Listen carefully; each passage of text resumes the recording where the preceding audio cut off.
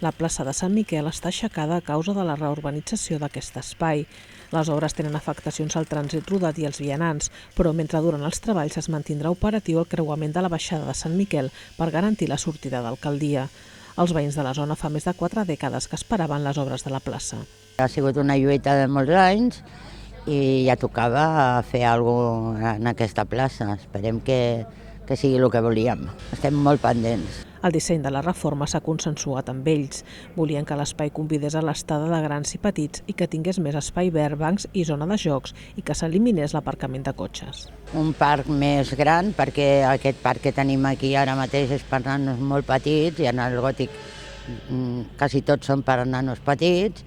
També es va demanar si podia ser per la gent amb poca mobilitat i així, per això se fa obert totalment. Les obres tenen un pressupost de 2 milions d'euros i està previst que finalitzin al juny.